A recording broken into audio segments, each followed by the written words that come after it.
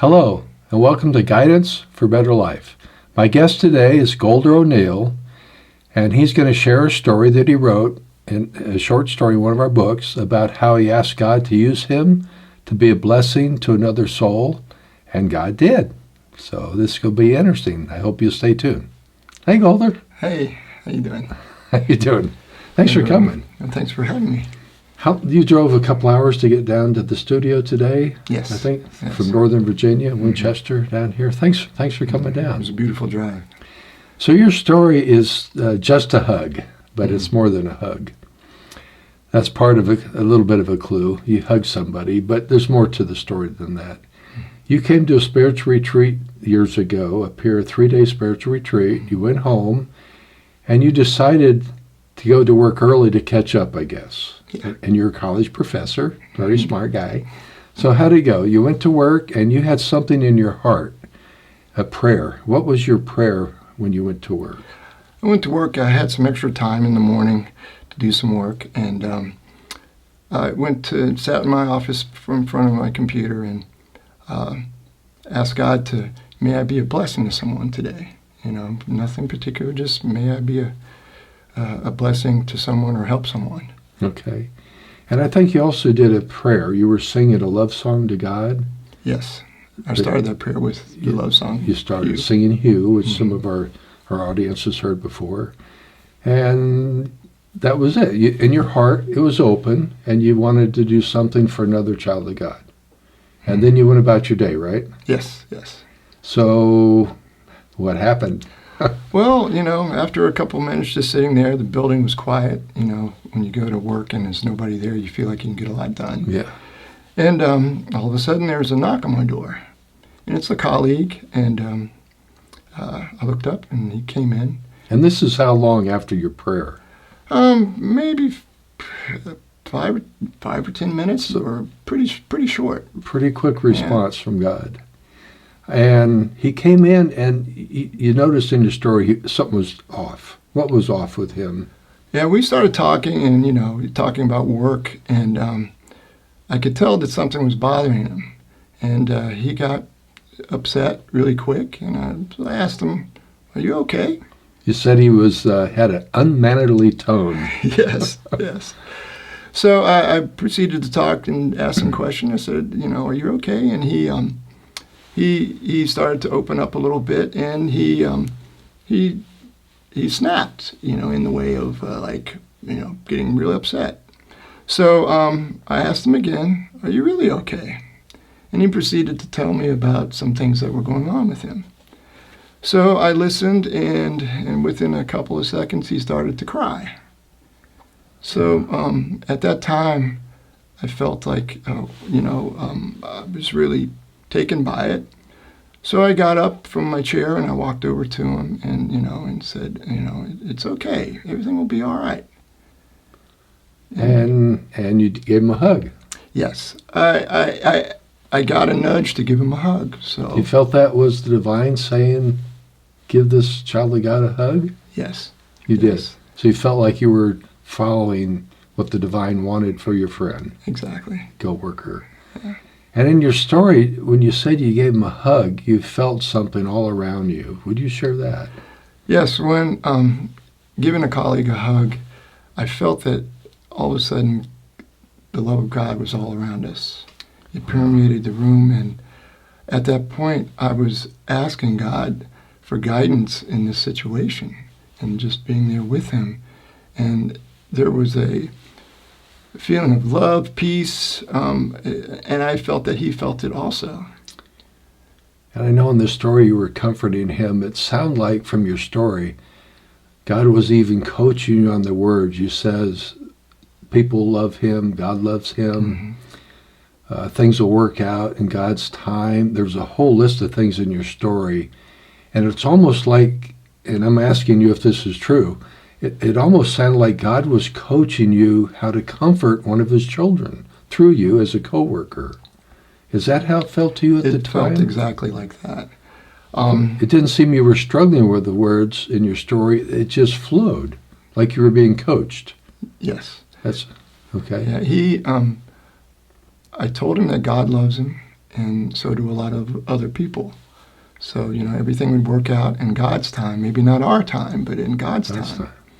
And I felt him relax and really take a deep breath, and, I held him for a minute. I felt like that was something he needed, and I was guided to do that. And I was grateful for that moment.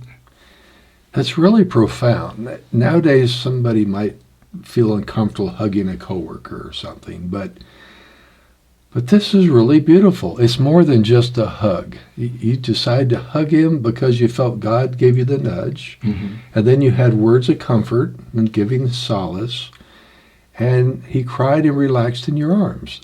That, to me, is a stunningly beautiful story. The other part of this is, a lot of times when people come in and you use the term, like I said, unmannerly tone, and he snapped at you, Mm-hmm. people snap back. Why do you think you didn't snap back? A lot of times people say something a little harsh, and the first response is to go harsh back and start saying, well, something nasty back to him. But you kept your heart open the whole way through. Are you just a special, beautiful person, which I know you are because I've known you many years? For our audience, how did you keep from getting down in the gutter and snapping back to him and tell him, go away, you're messing up your morning? You actually kept your heart open, and instead of being angry, you reached out to him and blessed him, that God used you to bless him. How did you keep your heart open? Because most people that we're familiar with would get down and start being nasty back, but you didn't. You stayed above that. Do you have how do we do that? Well, I think it contributes to me singing Hugh. The Hugh love song. The love song. And like I mentioned before, I had that time to do that. Okay. And I believe, and I asked every day for guidance. And I believe on the level that God was talking to me in some way, that I didn't have to snap back. I didn't feel the urge to snap back. I was just... So when you sang Hugh, and you sing Hugh every day pretty much, Mm-hmm. Are you saying that keeps you to a higher level? Instead of down the gutter where most people run around fighting back and forth, do you feel it keeps you up to a higher view in life when you sing Hugh? Yes, I do. On a routine basis? Yeah. For me, singing a love song to God and telling him thank you, I don't know of anything better than that. There's no reason to get down in the gutter with anybody. Exactly. So if you hadn't sang Hugh, and if you didn't sing Hugh over pretty much that's a way of life for you, and it keeps you on a higher level, do you feel like you might have snapped like some people? I suppose you might have. Yeah, it's possible. Yeah. And then the opportunity to serve God and somebody, a coworker, somebody you care about, a guy at work that you worked for years with, you would have lost this beautiful opportunity to be used by God.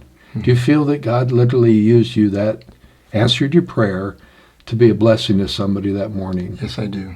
Did you expect it to come in a matter of moments? I did not. I was very grateful for that moment, especially after he left. I sat and thought about the situation, and then thought about that I had asked to be used. And I felt that it was divine giving me that opportunity.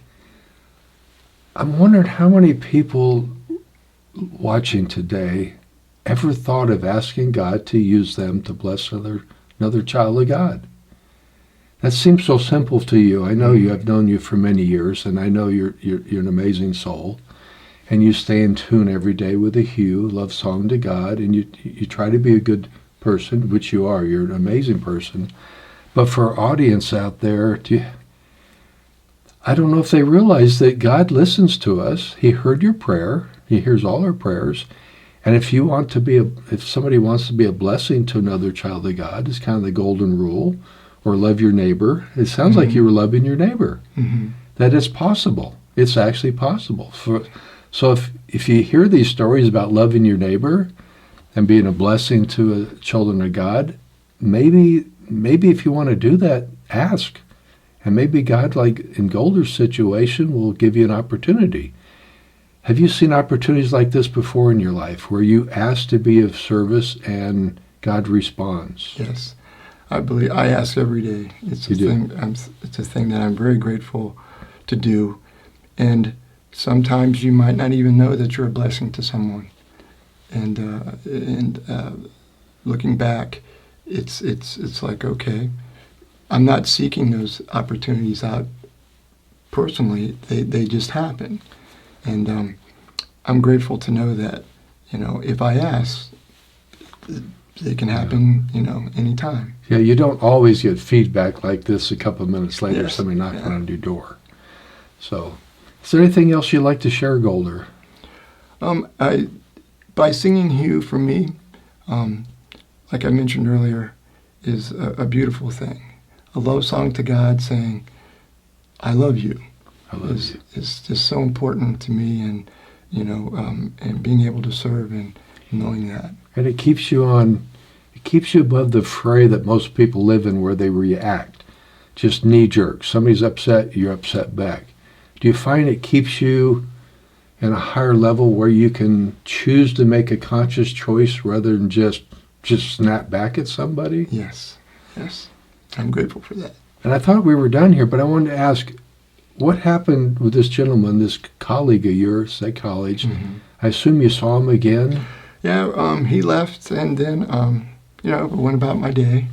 And later on, he knocked on my door and thanked me, for listening to him and giving him a hug. And I thanked him. I said, thank you for the opportunity to say that, that God loves us. And it's all good. So you actually believe it was blessing you to get a chance to share God's love. Mm-hmm. Absolutely. Beautiful. Well, thank you, Golder. Thank you.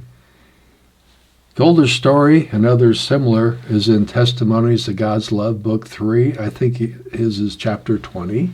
And I really appreciate you coming today. So if somebody out there, you want to do more, you really want to follow the golden rule, you really would like to love your neighbor like yourself, and you wonder what to do, maybe try the Hue, and we have a show on that down below, a link, and maybe ask. And maybe that's the pearl here, ask. And it may not be something that changes the world, but just a hug or a smile or a word of comfort to somebody can change that person's world. So I'm grateful Golder came in today, and I really hope this show will bless you and give you something to think about. Thank you.